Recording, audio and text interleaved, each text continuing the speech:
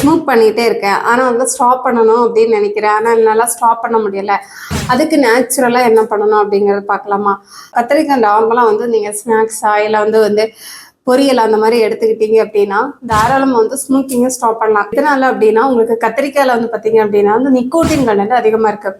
அதனால நீங்கள் அதை ரெகுலராக எடுக்கும்போது அந்த ஸ்மோக்கிங் தாட்ஸுங்கிறது உங்களுக்கு கம்மியாகும். ரொம்ப அதிகமாகவும் வந்து நம்ம கன்சியூம் பண்ண முடியாது. அதனாலனா ஒரு சிலருக்கு வந்து பார்த்தீங்கன்னா கத்திரிக்காய் சாப்பிட்டா அலர்ஜி இருக்கும், அந்த மாதிரி இருக்கிறவங்க எடுத்துக்க வேண்டாம்.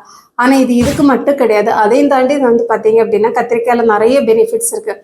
எதனாலன்னா கத்திரிக்காயில் வந்து உங்களுக்கு வைட்டமின் சி, தென் வந்து B6, தென் வைட்டமின் கே எல்லாம் அதிகமாக இருக்கிறனால உங்களுக்கு வந்து கார்ட்டுக்கு ரொம்ப நல்லது. அதே மாதிரி ஒரு சிலருக்கு வந்து பார்த்தீங்கன்னா டைஜஷன் இஷ்யூஸ் அந்த மாதிரி இருந்துச்சுன்னா கத்திரிக்காய் கூட கொஞ்சமாக வந்து இஞ்சி பூண்டு போட்டு வந்து அது வந்து நீங்கள் நார்மலாக வந்து சூப்பு மாதிரி வச்சு சாப்பிட்டீங்கனால உங்களுக்கு வந்து அந்த டைஜஷன் ப்ராப்ளம் வந்து நார்மலைஸ் பண்ணலாம். ஈஸாக இருக்கிறவங்களுக்கு வந்து பார்த்தீங்கன்னா வந்து கத்திரிக்காய் நீங்கள் சாப்பிட்டீங்கன்னா வெயிட் குறையும். எதனாலனா வந்து பசியை வந்து நார்மலைஸ் பண்ண.